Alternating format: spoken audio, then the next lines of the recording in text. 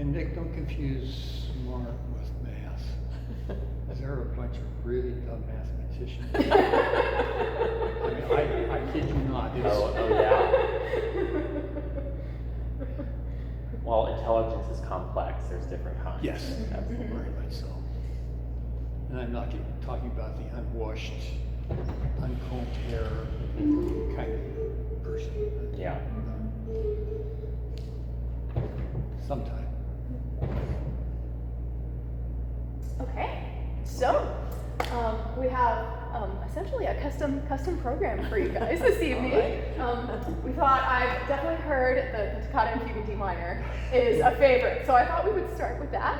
I'm sorry. No, absolutely, why not? And you play it so well. I love the way you play it. Oh, thank you. I kind of just hacked through it on the Halloween concert. You play it really nicely and polished and refined, so it'll be a real treat. Yeah, so I thought we would start with that. We've got some other Bach works.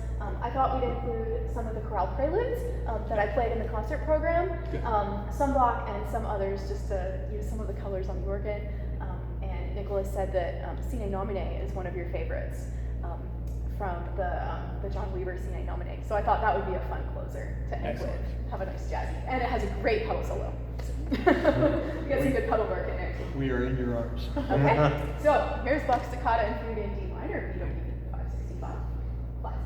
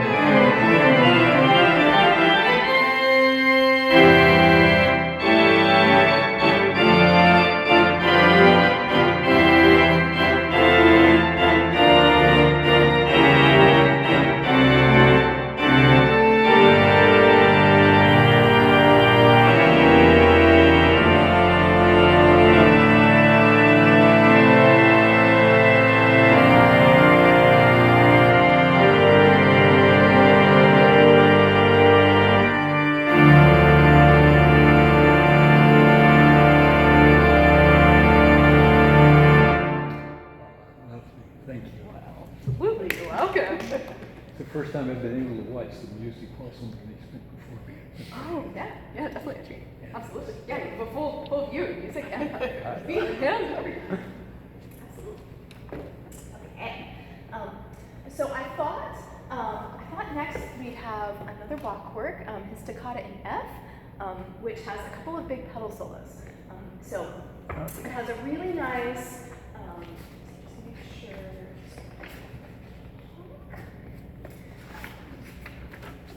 So it opens with a canon between the right hand and the left hand over just a solid pedal point in F, and then there's a big pedal solo in F. And then there's another canon, but in C, between the right hand and the pedal. And then another big pedal solo in C, and then he goes into this Italian-style toccata after that. So it gets a little bit of everything. The counterpoint, the pedal solos, and just the nice free work. Good.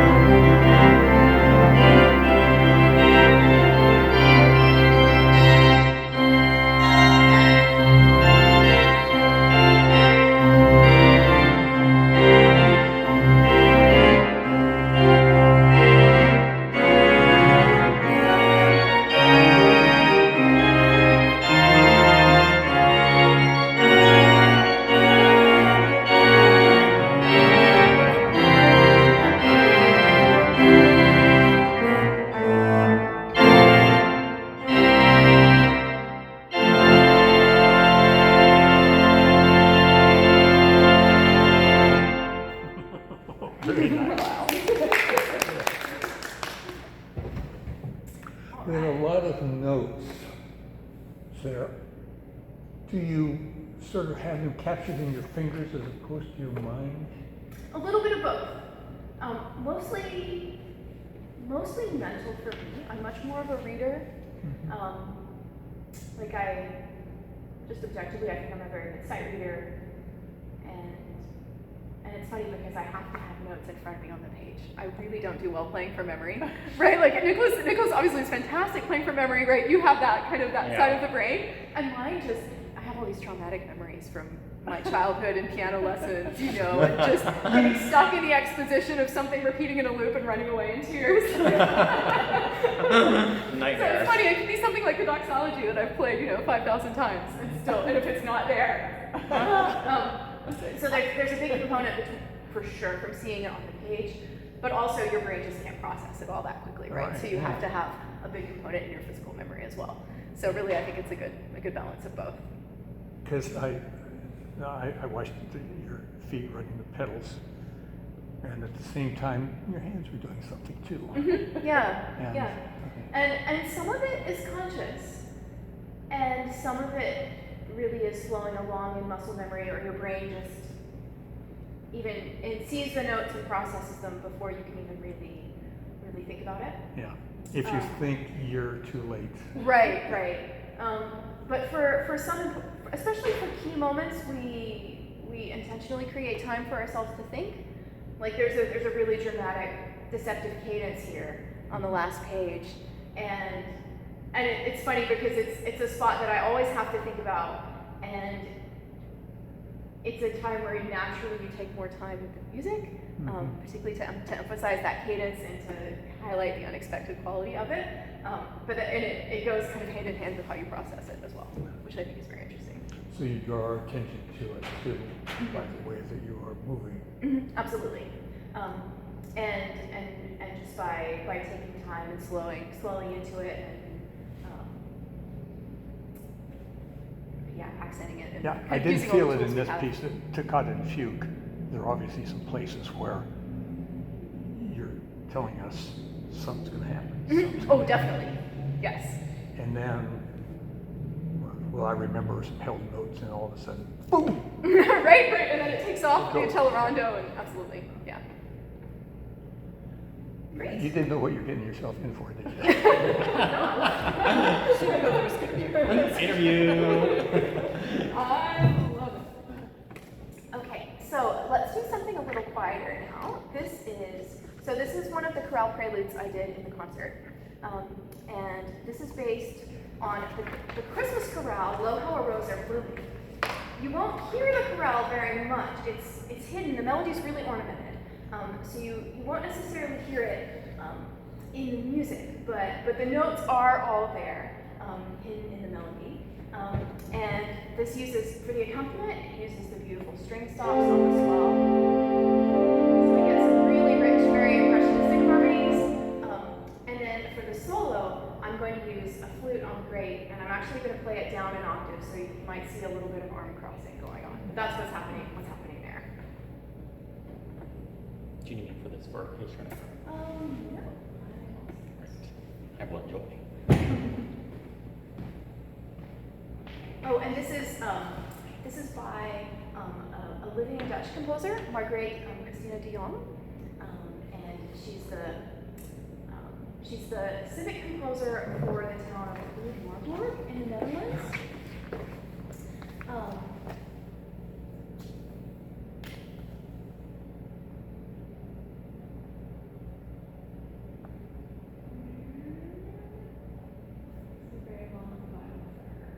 But I believe that's right. And she's also been given a knighthood, the equivalent of a knighthood in the Netherlands for her work as a composer and performer. And she studied quite a bit in Paris, in the French school, but is very active now as both an organist and composer. So kind of combining music and chorales from the Netherlands with a very, very French, kind of almost post-romantic style. I hear a lot of influence from composers like Duraflé, and she's definitely one of my favorite women composers now. And the setting, it's beautiful. It's just 2 pages, but it's a really beautiful lyrical setting. This.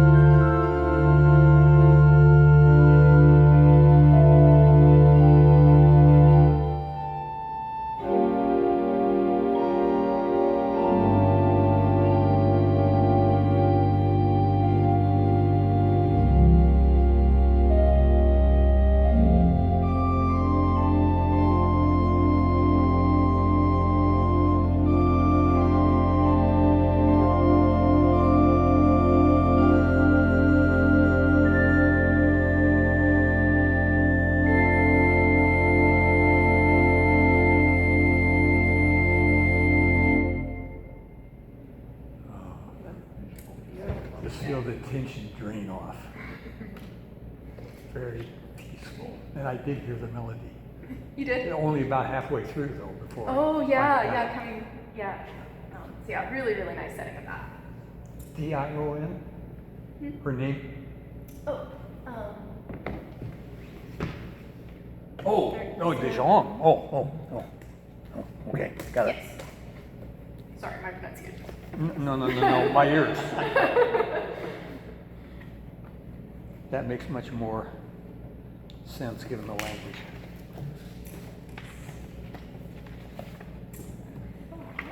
We had a lot of the chorale A Mighty Fortress in the concert, and one of the settings was by a German composer, Helmut Walke, 20th century, and so Helmut Walke was blind from his teenage years, and so he was famous as both a performer and particularly as a pedagogue, really one of the most outstanding teachers that we have from the 20th century German tradition.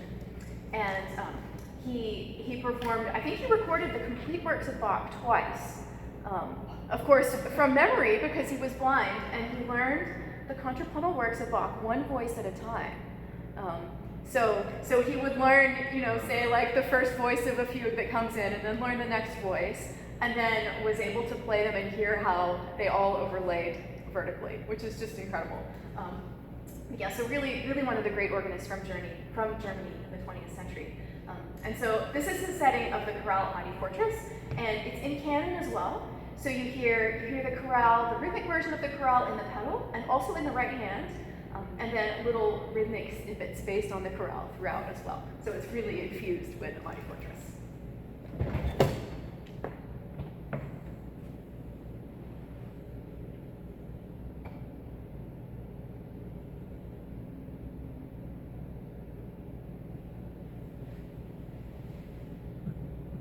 Just thinking, want the trumpet in the pedal. That's a good thing. Let's do this, see if this works. It doesn't work.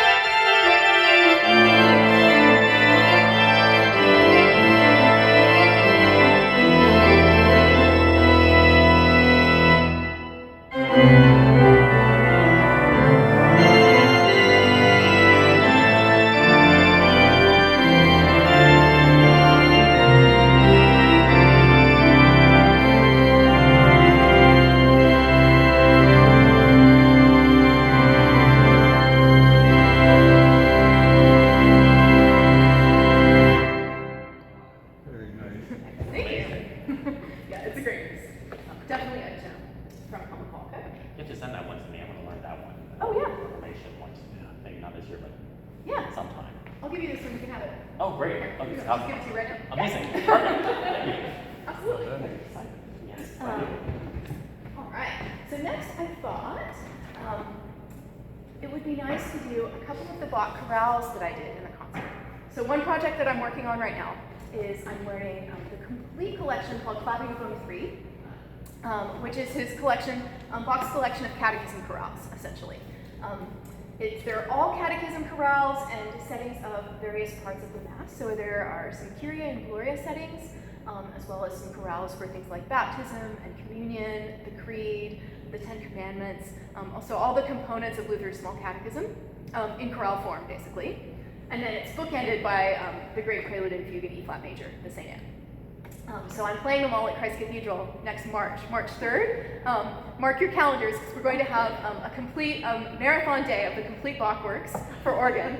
So about 18 hours. So I don't know what time I'll be playing yet, specifically in the day, but you can guarantee come by any time and you're going to hear some great Bach organ music, by performers from all over Southern California. So it's really going to be a fun day.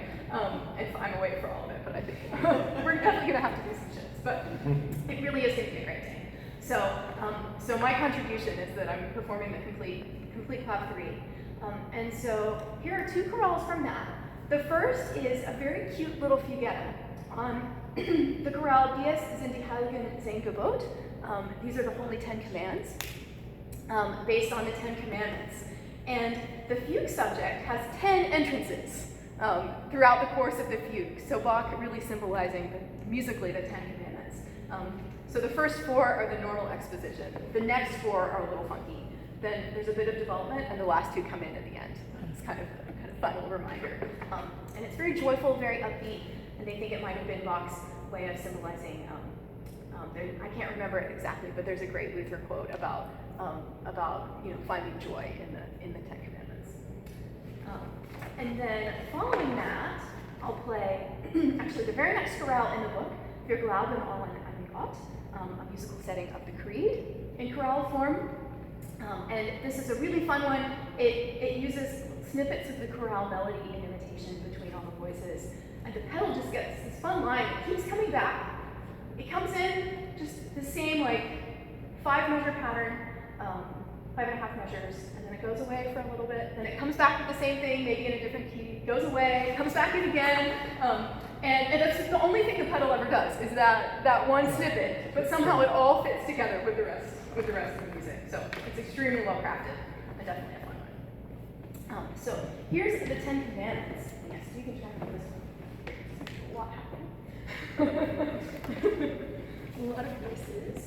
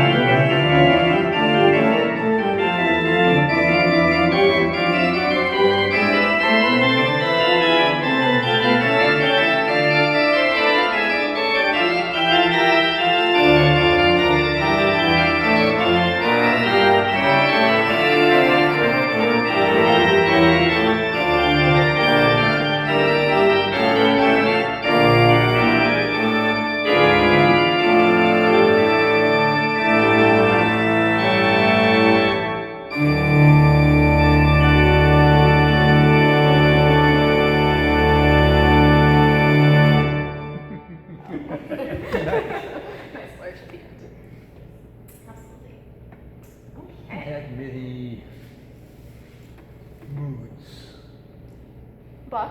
Yeah. Definitely. Yeah, and so many different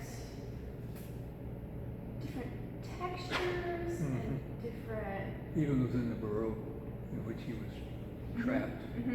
Yeah, but so much pushing the bounds of that. I mean, the trio sonata sounds so classical, in a sense, I think, Definitely. and so so much embracing the Galant style coming after that, but with all of the Bach counterpoint. Yeah. You know, it's just incredible, kind of really blending the styles. I don't see any markings on the music as to which voices you're using. Is that in Oh, there? for the organ? Yeah. So that's not in here for this. For Bach, we don't get much indication, but sometimes we do. So for this one, he just says in organo pleno, cantadali, so like for full organ with pedal. And so that just tells us pretty full sound, you know, principles up through the mixture, but doesn't give specific stop indications. If you were up at Christ and you had huge organs, would you change the settings? I would definitely use, it would be a very similar concept. It wouldn't be exactly the same stops as here. Understand. But just Yeah. because it's a different instrument, really. But the concept would be the same, Okay. definitely. So, I don't quite have to ask this other than just to blurt it out. Mhm. Are you limited by this organ? Well, it is a smaller instrument, so I mean, you're limited in the sense that there just aren't the same, just the sheer number of stops. But this organ works very, very well. I mean, we kind of nickname it the Mighty Molar, and for good reason. It's designed, the tonal design is really ingenious, actually. So there's a small number of stops, but a lot of the colors are in the right places, and you can do some really creative things with them.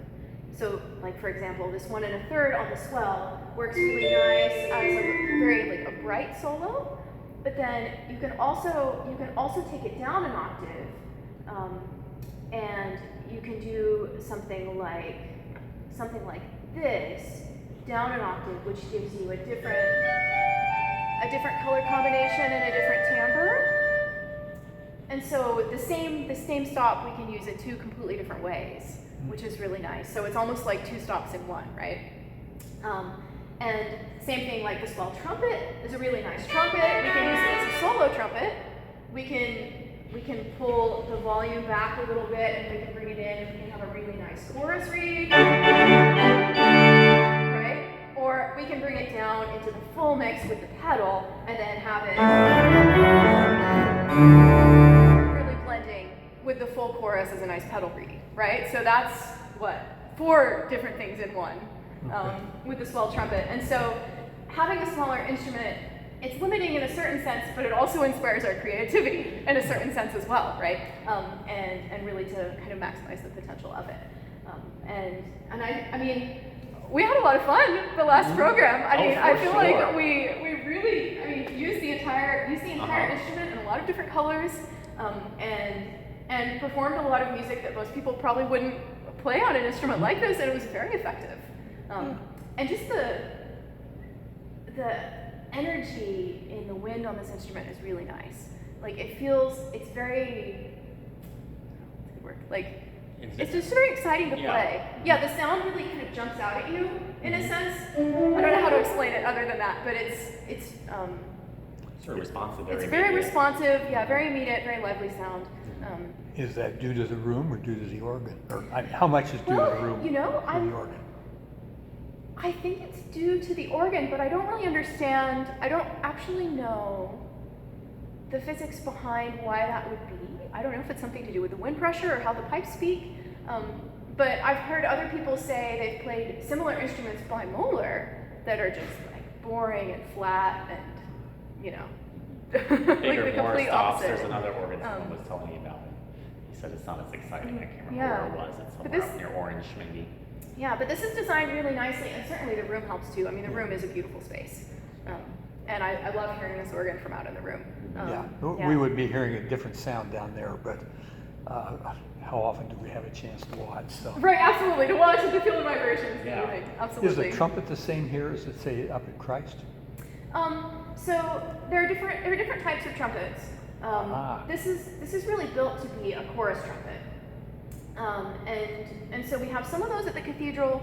We also have the really big chamade trumpets and tubas and things that are built to be more of a solo reed. Mm-hmm. But very.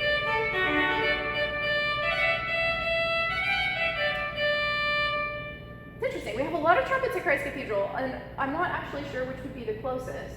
You've answered the question. Well, maybe this is unique. So when you play the trumpet, how many pipes are vibrating? One at a time. And the trumpets, you can actually see on the front. So the one in front is the reed that's in the pedal. So these pipes all in the front in the center here.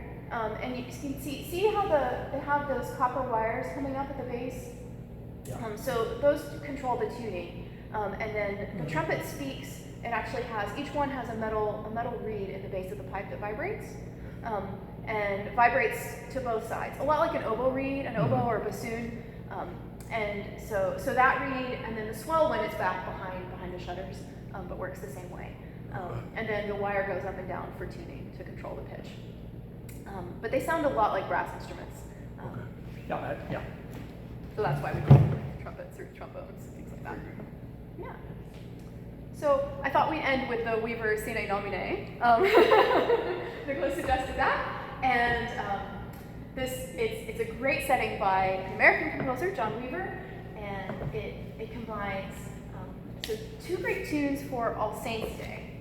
So one is the hymn for all the saints.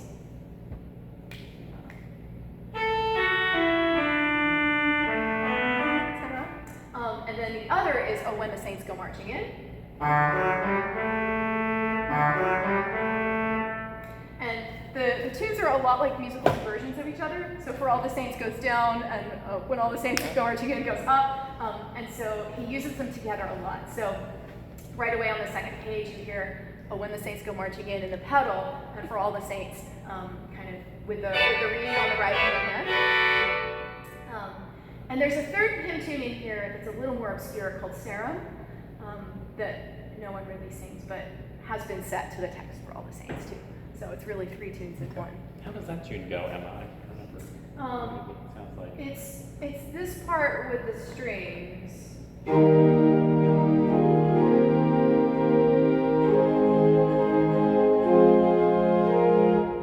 I guess it would be like.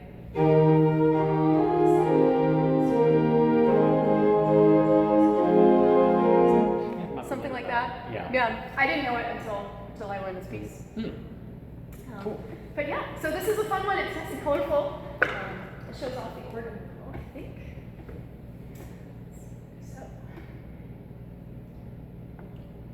said we're gonna have our trumpet up here.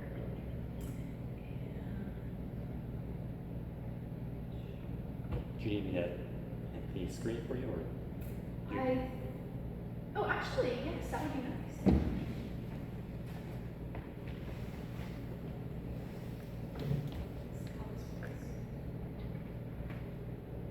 This is improvised registers. See how it-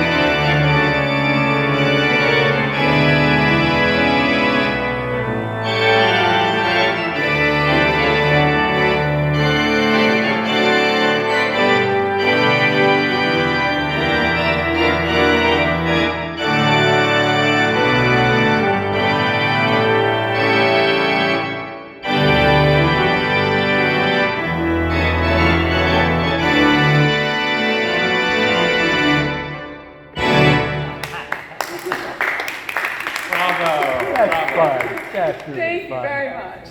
Yeah, it is absolutely a fun place.